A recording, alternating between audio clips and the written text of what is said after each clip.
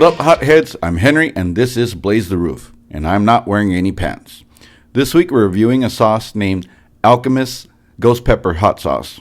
The company is actually called The Alchemist's Wife, LLC. It was founded by Remy Gullias. It started off as an apothecary and then eventually got into hot sauce. They still have the apothecary, but they did an offshoot with The Alchemist for the hot sauce. They believe in fresh ingredients, never dried, no artificial flavors nor preservatives. The hot sauce itself is manufactured in Wisconsin.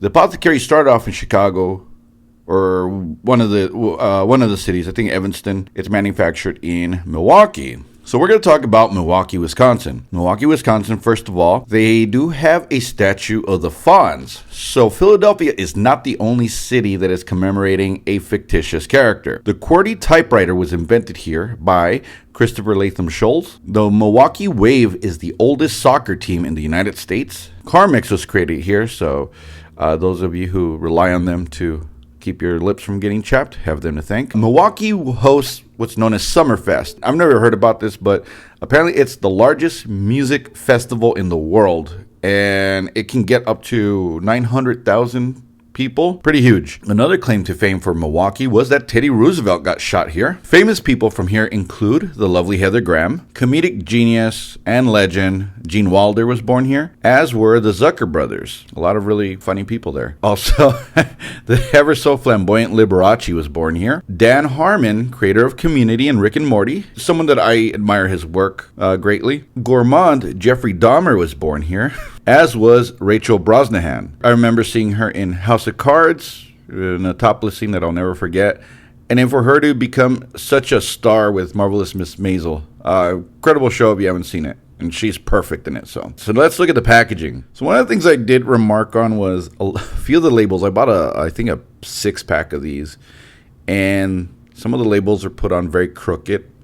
It is, regular old label. It's just black and tan. Most of them are black with either tan or... Yeah, I think they're all they look the same. Nothing eye-catching about it. It says to shake well. These sauces do separate quite a bit. I did shake it beforehand. Right here, if you see, it's got some fire in the eye. So this, I guess, is supposed to be very hot. So the ingredients in this include vinegar, water, tomatoes, ghost peppers, onions, sweet peppers, sea salt, and garlic. Instead of doing an ingredient, I want to feature something about Milwaukee. This is a city we've never done before, so there's a lot we could have involved. There's a ton of stuff because there's a lot of cultures there. Not just German, there's actually a pretty big Hispanic culture. It's a big melting pot. And so there's a ton of different foods that we could have gone with, but I'm going to go with what they call the Friday fish fry. Almost all bars in Milwaukee offer some type of fish fry, and that is on Fridays. This started because there's a huge German Catholic population there. And again, during Lent, Catholics are not supposed to eat meat. Being that they were right next to a huge source of fish, which is Lake Michigan, they just would catch all sorts of fish. Some of the main fish were like perch, walleye, and bluegill, and they were often served with potato cakes as well as rye bread. Nowadays, cod is the main fish that they serve. Fries have replaced the potato cakes, and sometimes the rye bread also gets substituted with dinner rolls. During World War II, there was meat rationing, right? They were sending all the meat overseas, so that kind of helped bolster this. People started eating a lot more fish during that time, and it started spreading throughout the Midwest. Before we get any further, let's hear from this week's sponsor.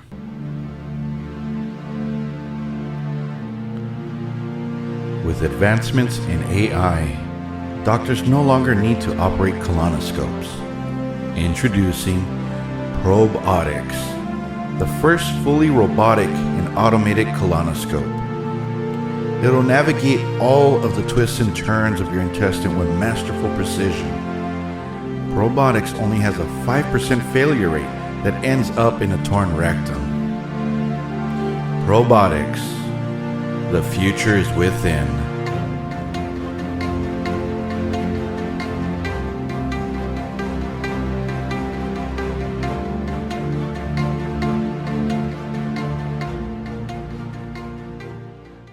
Now for the moment of truth. You can smell the vinegar, the garlic, maybe tomatoes. It does have one of these stoppers, but it's kind of a larger opening, so it is very liquidy, very little viscosity. You can see the flecks of the pepper and all the other stuff in there. Let's just dive right into it, yeah? All right, here we go. Cheers.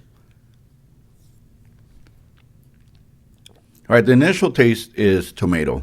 It is spiced well. It does have really good garlic and salt flavor. And then we're getting the heat in the back end.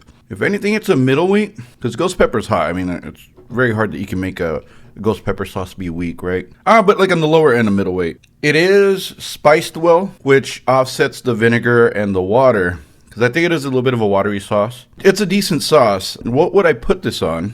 The tomato might limit it a bit.